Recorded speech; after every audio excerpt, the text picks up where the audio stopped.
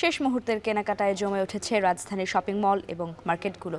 ঈদ শপিংয়ের সবশেষ খবর জানাতে রাজধানীর নিউ মার্কেট থেকে যুক্ত হচ্ছেন রাজীব হোসেন। রাজীব, শেষ মুহূর্তের কেনাকাটায় ক্রেতা সমাগম কেমন দেখছেন জানতে চাই।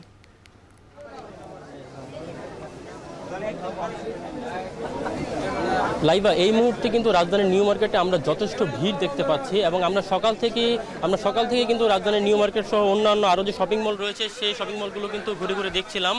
আমরা যেটা দেখতে পেয়েছি যে ক্রেতাদের যথেষ্ট পরিমাণ ভিড় রয়েছে এবং তারা দোকান ঘুরে ঘুরে কিন্তু পছন্দের পণ্যটি কিন্তু কিনছেন।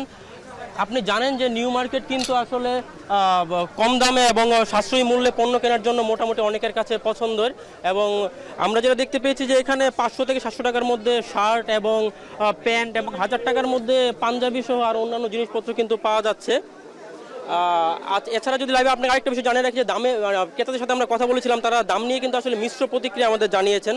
তারা যেমনটা বলেছেন যে অনেকে যে দাম তুলনামূলক গত বছরের তুলনামূলক কিছুটা বেশি, আবার অনেকে কিন্তু এর বিপরীত চিত্রও কিন্তু আমাদের বলেছেন।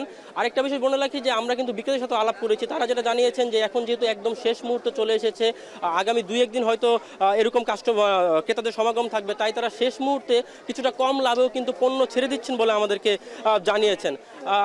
আরেকটা বিষয় লাইভে আপনাকে জানিয়ে রাখি যে আশেপাশে যে শপিং মলগুলো রয়েছে সেই শপিং মলগুলোতে কিন্তু আমরা একই চিত্র দেখতে পেয়েছি।